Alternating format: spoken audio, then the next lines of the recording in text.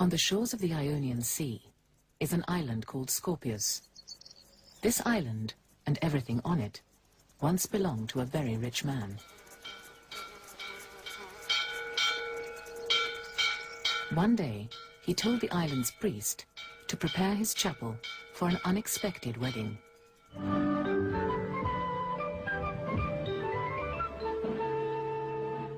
The 5-year widowhood of Jacqueline Kennedy is about to end in a way that's caught the whole world by surprise. We look at the two people whose private lives have been public property for so long. The news made headlines everywhere. The world's press came to Scorpius and kept on coming.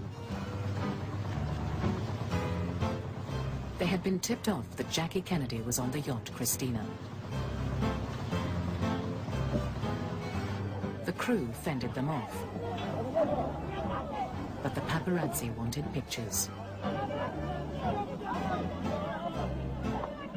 I was alone standing on the deck of Christina, and the first person who appeared was the bride herself.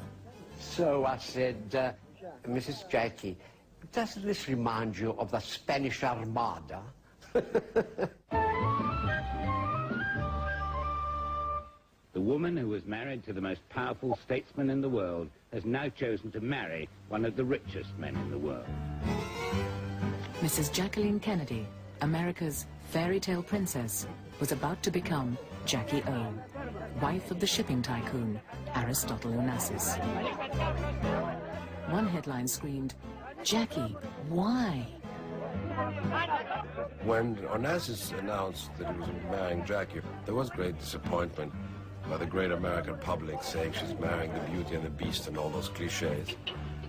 As far as I'm concerned, Onassis never hid the fact that he liked to obtain expensive objects. He had Fabergés, he had yachts, planes, he bought divas. Why not the most famous widow in the world? Her reputation took a knock. Some said she married for money. Some said he married her to buy himself much-needed respectability.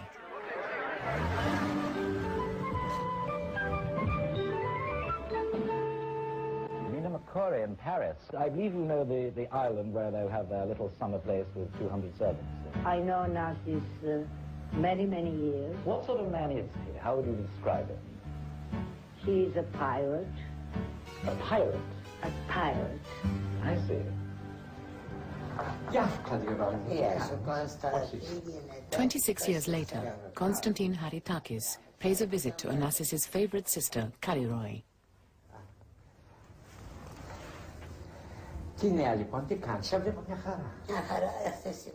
She tells him she's feeling upset about Jackie, who passed away the day before.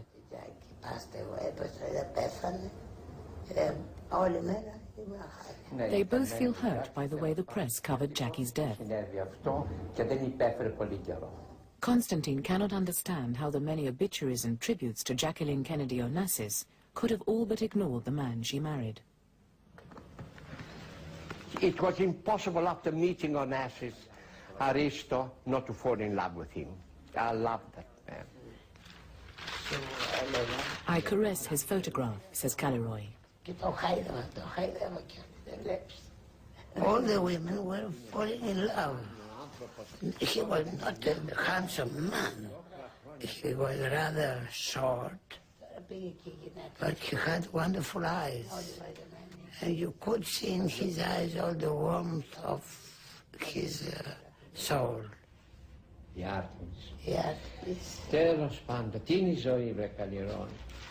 19 years later, both bride and groom are dead.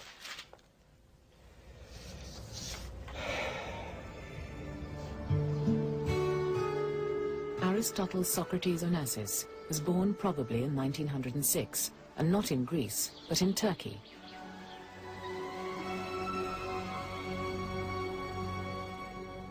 His father was a tobacco trader who became head of the stock exchange in Smyrna. My father was a rather wealthy man, successful as a second generation.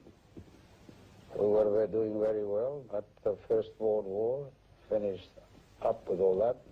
Half of the family was slaughtered.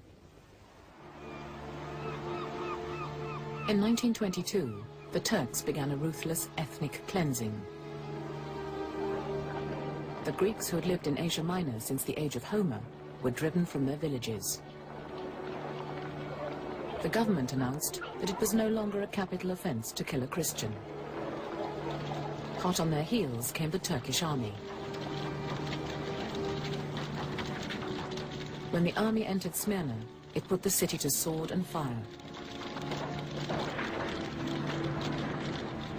As the Onassis family fled in small boats, a Turkish soldier tried to drag away his sister, and a much-loved cousin disappeared. The horror of Smyrna. A young boy in a small boat, seeing the slaughter, seeing this horror around him. And I think that this was really the fact who changed the whole life of Onassis. The Onassis family in Smyrna suddenly met with a disaster. His uncle Alexander was hanged by the Turks. When they reached Greece, they were paupers. They lost all their money. No longer a rich man's son, Onassis found himself on the breadline. I had just finished the high school, and I was going to come to Oxford. Instead of going to Oxford, I had everything prepared, clothes and so on. I found myself in steerage immigrating to the Argentine.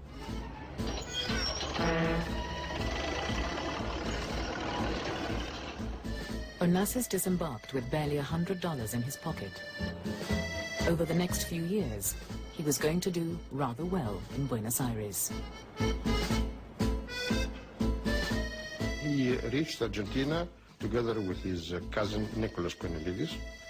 They were extremely poor at the time. They had to share the same room, one bed. One had to work in the daytime, and the other had to work in the nighttime, because they couldn't stay together in that little room on the same bed and sleep together.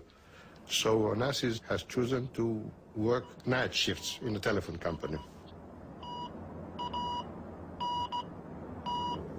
Working nights allowed Onassis to spend his days at a fancy yacht club, meeting the right people.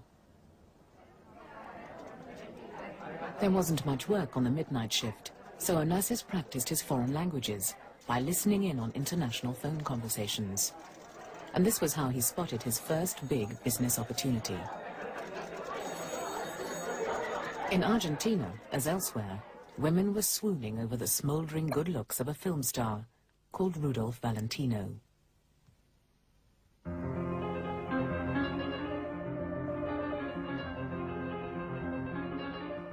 Valentino's hit movies The Sheik and its sequel, The Son of the Sheik, had caused a mania for everything to do with the exotic Middle East. Onassis found a way to cash in on the craze. What gave him the idea was Valentino's way with a cigarette.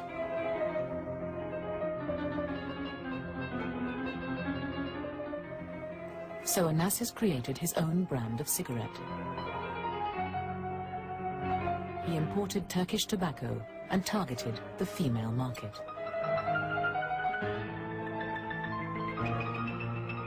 He began to meet with success. And that is the source of his first money. And it's not a coincidence that he has chosen tobacco as the commodity to trade in. His father worked in this field. By his mid-20s, Onassis had made his first million. Onassis started on the tobacco business, as you know, and then having the intuition towards shipping. As a Greek, he turned to the shipping business. Greeks, since many thousand years ago, they were attached with the sea and attracted by the sea.